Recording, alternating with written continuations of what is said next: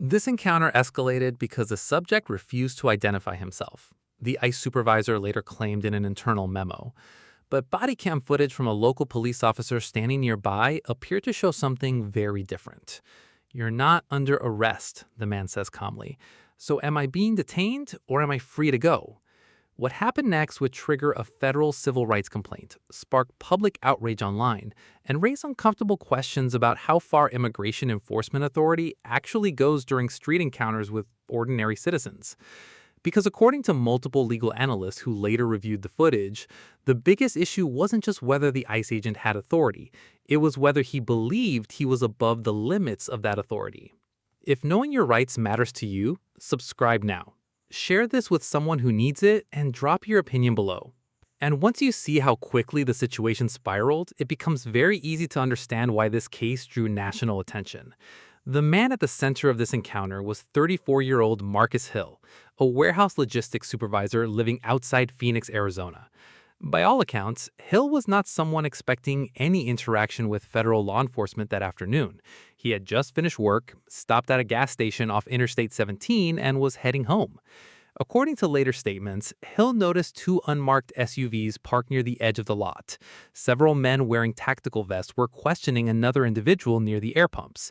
Hill initially assumed it was a narcotics investigation or maybe a warrant operation. He kept pumping gas and tried not to pay attention. But then one of the agents approached him. "Hey, you, come here for a second." Hill reportedly looked confused. "Me?" The agent nodded. "Need to see identification." Now, this is important. At this point, there was no allegation that Hill had committed a crime, no warrant, no report connecting him to the investigation happening nearby. And according to later filings, Hill's first instinct was simply to ask why he was being stopped. That question would change the entire tone of the encounter. The interaction started relatively calm. Body cam footage from a responding local officer later captured portions of the exchange after voices became louder. The ICE agent can reportedly be heard saying, "You fit the description we're looking for." Hill immediately asks, "What description?" The agent pauses. "Just give me your ID." Hill keeps his hands visible. "Am I legally required to?" And here's where things started to unravel. Witnesses later said the agent's demeanor shifted almost instantly. His voice became sharper, more aggressive. "Don't play games with me." Hill responds carefully. "I'm not playing games. I just want to know what's going on." Another agent approaches from behind. "Why are you nervous?" Hill looks around the parking lot. "Because three armed men walked up on me while I'm pumping gas." At this point, nearby customers started watching. One woman reportedly began recording with her phone. The lead agent then tells Hill to place his hands on the vehicle. Hill hesitates. "Why? What did I do?" Failure to comply is going to become a problem. Now the tension completely changes, because what may have started as a consensual encounter suddenly sounded very different. Hill slowly places one hand on the car but continues asking questions. "Am I detained?"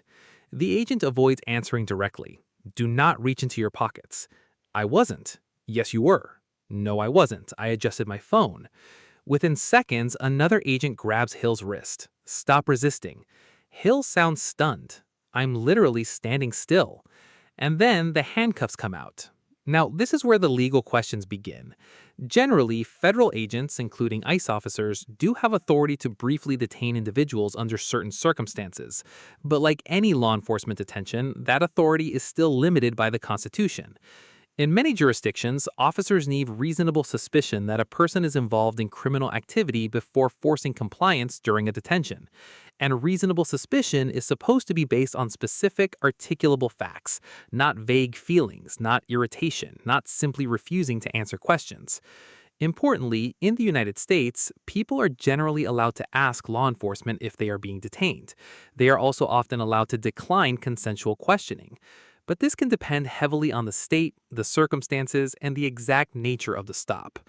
Now, ICE operations can involve additional immigration-related authority, especially near border regions or during active investigations. But even then, courts have repeatedly examined whether agents exceeded constitutional limits during street encounters with ordinary citizens. And that becomes critical here. Because according to Hill's later complaint, the agents never clearly explained why he was being detained before escalating to force. If that's accurate, a court may ask whether the detention was actually supported by reasonable suspicion, or whether the situation escalated mainly because Hill questioned the officer's authority, and that distinction matters enormously. Back at the gas station, the encounter kept escalating. Hill is now handcuffed beside his car while multiple agents search around the vehicle. "Do not move." "I can't move," Hill responds. One local patrol officer arrives and immediately looks confused. What's he being detained for? The ICE agent answers quickly: interference. Hill turns toward the officer. "I was pumping gas." The local officer reportedly asks whether there's a warrant or probable cause connected to Hill specifically. The answer appears unclear. Meanwhile, the agents continue pressing Hill for identification. "You're making this harder than it needs to be." Hill responds, "I asked what law I broke." At one point, an agent reportedly threatens obstruction charges. Now, this is important. The word obstruction gets used frequently during tense encounters, but legally, obstruction statutes usually require more than simply questioning officers or verbally refusing voluntary cooperation. Generally speaking, passive refusal alone is often not enough. But in real-world encounters, officers sometimes interpret hesitation, confusion, or even verbal pushback as noncompliance. And this is where officer discretion matters. Because once handcuffs go on, the entire dynamic changes psychologically, not just for the detained person, but for every officer on scene. The pressure to justify the detention increases. And according to the complaint, that's exactly what happened next. Agents allegedly searched portions of Hill's vehicle without clearly explaining the legal basis.